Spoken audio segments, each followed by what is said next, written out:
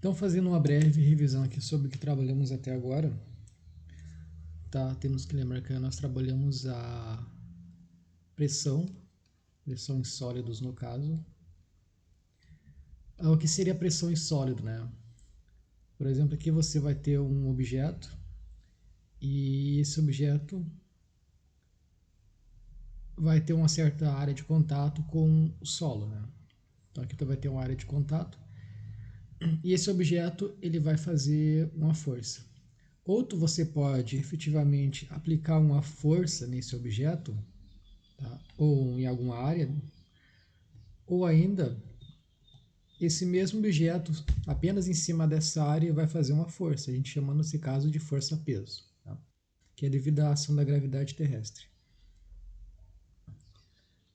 Então a pressão que vai ser feita nesse local aqui vai depender da força que vai ser aplicada e a área de aplicação dessa força, né? Como eu disse, ou você pode, por exemplo, aplicar uma força em uma determinada área, ou você pode colocar um objeto em cima desse local e vai ter uma área de contato com o chão. Nesse caso, vai continuar existindo uma força, tá? Essa força vai ser como vai ser a força peso. E a força peso, que qualquer objeto faz no chão ou em qualquer lugar que ele esteja apoiado, vai depender da massa do objeto e da gravidade terrestre. Então a gente vai ter uma força e uma área que vai nos resultar em uma pressão. Se não tivermos o valor de força, a gente usa então o valor de massa do objeto e da gravidade para descobrir o valor da força-peso. Então pode ser PF por A, ou também pode ser P força-peso pela área, tá? Essa área tem que estar em metro quadrado e essa força precisa estar em newton. Tá? A gente trabalhou também a questão de densidade. Densidade é a quantidade de matéria que cabe em um certo volume. Né? É a equação da densidade, massa por volume. Tá? Então, se você tem, por exemplo, aqui um cubo de 2 metros por 2 metros por 2 metros de comprimento, de profundidade. Se você encher esse cubo, por exemplo, de água, tu vai ter 8 toneladas de água aqui dentro. Tá? Se tu encher, por exemplo, de alumínio, tá? Alumínio você vai ter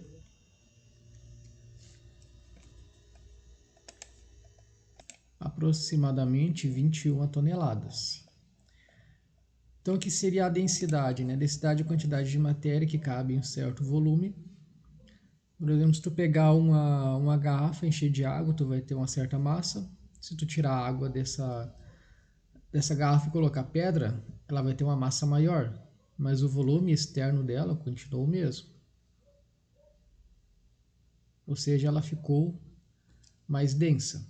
Tá? Então, com água, essa garrafa aqui com água vai ter uma certa densidade. Se tu tirar a água e colocar pedra, ela vai ter uma outra densidade. Nós trabalhamos também a pressão em líquidos, né? Quanto mais fundo você vai em um mar, em um rio, uma piscina, maior vai ser a quantidade de pressão que você vai sentir. Vamos imaginar que isso aqui é um peixe. E quanto mais fundo esse peixe vai, maior vai ser a pressão que ele vai sentir em cima dele. Tá? A pressão aqui é devido à coluna de água que vai estar em cima desse peixe. Então a pressão em líquidos depende da densidade do líquido, tá? Que a gente já viu aqui. Depende da gravidade, que já vimos aqui, e depende da altura ou profundidade que esse peixe se encontra, que seria no caso o H. DGH vai te dar o valor da pressão em líquidos nesse exemplo aqui. A gente trabalhou também um pouco de empuxo. O que seria empuxo, tá? Esse peixe aqui, ele sofre uma pressão em cima dele, só que ele também sofre uma força de baixo para cima.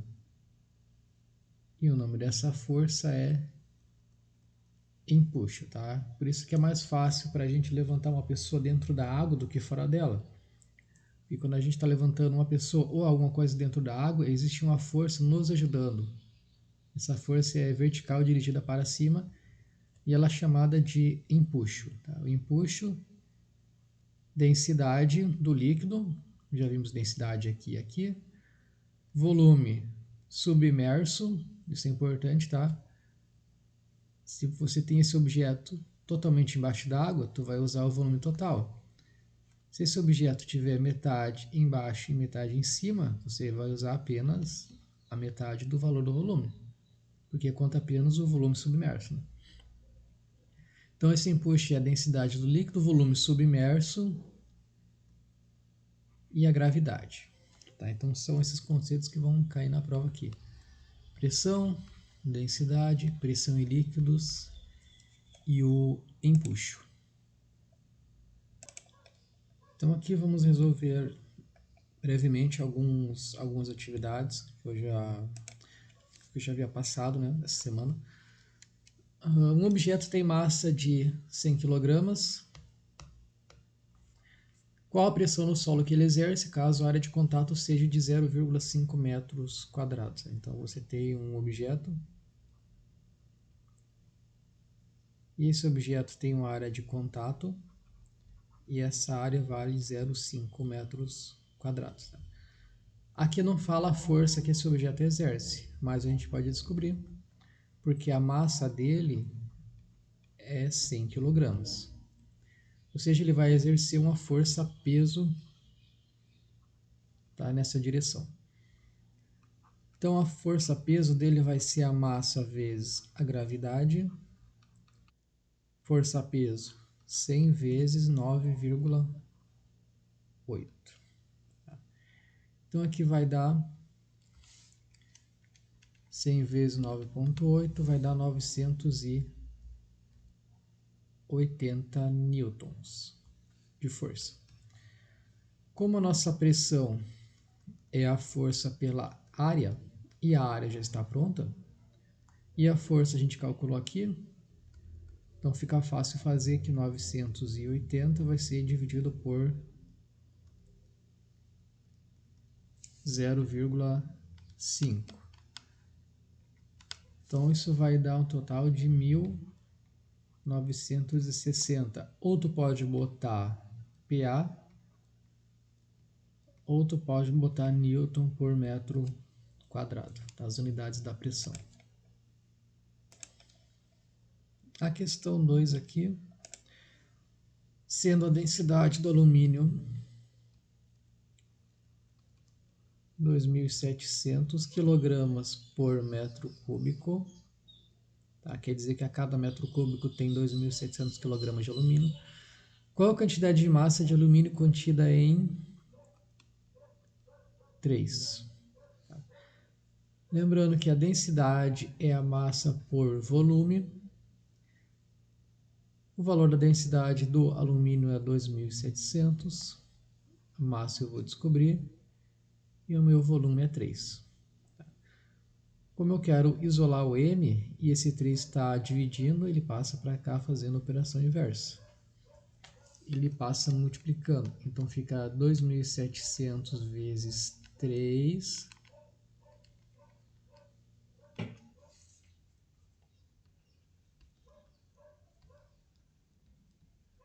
que vai dar então a massa de 8.100 quilogramas. Bem simples. A questão 3 aqui, pressão em líquidos. O submarino encontra-se a 1.200 metros, então esse seria o H, abaixo do nível do mar, sendo a densidade da água salgada 1.030 kg por metro cúbico. Calcular então a pressão que ele sofre. Lembrando que a pressão em um líquido é a densidade, gravidade e a altura ou profundidade. Então a pressão aqui vai ser 1030 vezes 9,8 vezes 1.200 metros, né?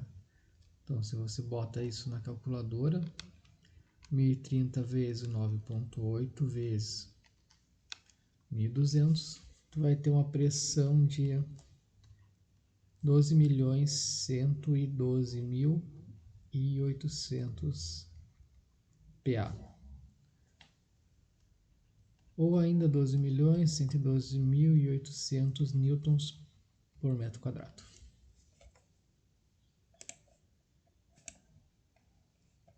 A questão 4 aqui, se o submarino da questão 3 tiver um volume de 6.000 metros cúbicos,